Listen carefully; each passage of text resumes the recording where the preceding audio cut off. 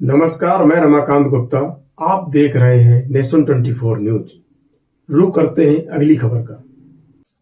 जनपद जालौन के मुख्यालय उरई शहर में कठेरिया समाज द्वारा आयोजित भव्य सामूहिक विवाह समारोह में 17 कन्याओं का विवाह पूरे विधि विधान और वैदिक मंत्रोच्चार के साथ संपन्न कराया गया।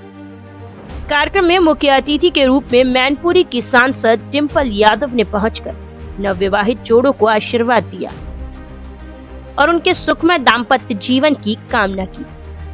समारोह में दूल्हा दुल्हन पारंपरिक परिधान में सजे धजे मंच पर पहुंचे, जहां पंडितों द्वारा वैदिक रीति रिवाजों के साथ विवाह की सभी रस्में पूरी कराई गयी। जैसे ही 7 फेरे और कन्यादान की रस्में पूरी हुई, वहां मौजूद परिजनों और समाज के लोगों ने नव दंपतियों को आशीर्वाद देते हुए उनके उज्जवल भविष्य की कामना की। कार्यक्रम में बड़ी संख्या में समाज के गणमान्य लोग, जनप्रतिनिधि और आसपास के क्षेत्रों से आए नागरिक मौजूद रहे।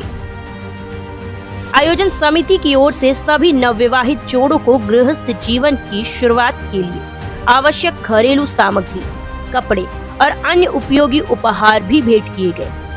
अपने संबोधन में डिम्पल यादव ने कहा कि सामूहिक विवाह जैसे आयोजन समाज में एकता, सहयोग और सामाजिक समरसता को बढ़ावा देते हैं। इससे आर्थिक रूप से कमजोर परिवारों को बड़ी राहत मिलती है और बेटियों का विवाह सम्मान पूर्वक संपन्न हो जाता है। उन्होंने कहा कि समाज को आगे बढ़ाने में बेटियों का महत्वपूर्ण भूमिका होती है। उनके सम्मान व सुरक्षा के लिए सभी को मिलकर प्रयास करना चाहिए। कार्यक्रम के आयोजकों ने बताया कि कठेरिया समाज द्वारा समय समय पर इस तरह के सामाजिक और जन कल्याणकारी कार्यक्रम आयोजित किए जाते हैं। सामूहिक विवाह समारोह का उद्देश्य जरूरतमंद परिवारों की मदद करना और समाज में आपसी भाईचारा बढ़ाना है। समारोह के अंत में सभी दंपतियों को आशीर्वाद देकर विदा किया गया। पूरे कार्यक्रम के दौरान उत्सव जैसा माहौल बना रहा और समाज के लोगों ने आयोजन को सफल बनाने में बढ़ चढ़कर सहयोग किया। आप सब लोगों की उपलब्ध उपस्थित हुई है। हम सभी जानते हैं कि आज माननीय काशीराम जी की भी जयंती है और उनको नमन करते हुए, उनको याद करते हुए, उनके संघर्ष जो उन्होंने लड़ाई अपने समाज के लिए लड़ी और अपने समाज को एक रास्ता दिखाने का कार्य किया, तो उनके आदर्शों को हम नमन करते हैं सभी आज। और साथ में आज बाबा भीमराव अम्बेडकर जी को भी याद करते हैं, जिन्होंने हमें संविधान जैसा हथियार हाथ में दिया, जिसकी वजह से हमें आरक्षण मिला, हमें वोट करने का अधिकार मिला।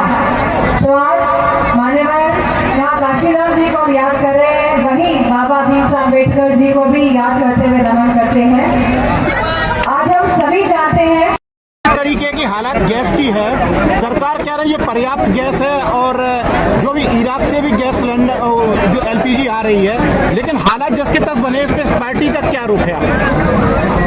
देखो, इस तरह नोटबंदी हुई थी, कैसे पूरी जनता लाइनों में खड़ी हो गई, कतारों में खड़ी हो गई, जाने कितने घंटों खड़ी है। इसके बाद हमने देखा जिस तरह कोविड आया, लोगों ने पूरी तरह से रेलवे की व्यवस्था है, पूरा ट्रांसपोर्टेशन बंद कर दिया और लोग करते हुए अपने अपने घर पहुँचे और कहाँ दूसरे राज्यों से। और आज ही स्थितियाँ हैं कि सरकार कह रही है कि कोई भी एलपीजी की किल्लत नहीं है। 2 दिन पहले का ही ये स्टेटमेंट है सरकार का खुद का, प्रधानमंत्री जी का, कोई किल्लत एलपीजी गैस की नहीं है।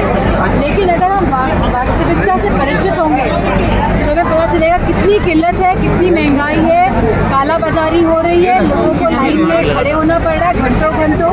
बुजुर्ग लोग जहाँ 1-2-3 लोगों की जान चली गई हार्ट अटैक की वजह से लाइन में खड़े होकर। लेकिन ये सरकार वो सरकार है जो आपके मूंद के बैठी हुई सरकार है और लोगों की परेशानियों को समझ नहीं पा रही है। संजय जी दूसरी तरफ कह रहे हैं कांशीराम जी को जो है समाजवादी पार्टी भी याद कर रही है क्योंकि चुनाव नजदीक, इस पर क्या राय है? हमेशा सभी महान पुरुषों का समाजवादी पार्टी सम्मान करती है, पहले भी करती आई है आदरणीय नेताजी के समय से, और आने वाले समय में भी सभी महान पुरुषों का समाजवादी पार्टी सम्मान करती है। और यूपी जो अभी उप निरीक्षक परीक्षा चल रही है उसमें एक सवाल आया था, पंडितों को लेकर एक विवाद हुआ है। भाजपा के जो ब्राह्मण समाज के लोग हैं कि गलत निशाना ब्राह्मणों को बनाया जा रहा है। भारतीय जनता पार्टी के जो लोग हैं, जो समाज है, उनकी सरकार भारतीय जनता पार्टी की है, तो उनके समक्ष अपनी बात पूरी तरह खुल के रखनी चाहिए। मुझे पूरी उम्मीद है कि कहीं ना कहीं सरकार उनकी बात सुनेगी। क्या लोकसभा में जो अविश्वास प्रस्ताव आया है, क्या इस बार पास होगा ओम बिरला जी के खिलाफ? गिर गया तो गिर चुका है वो तो ऑलरेडी पास का हुआ, फिर ठीक है।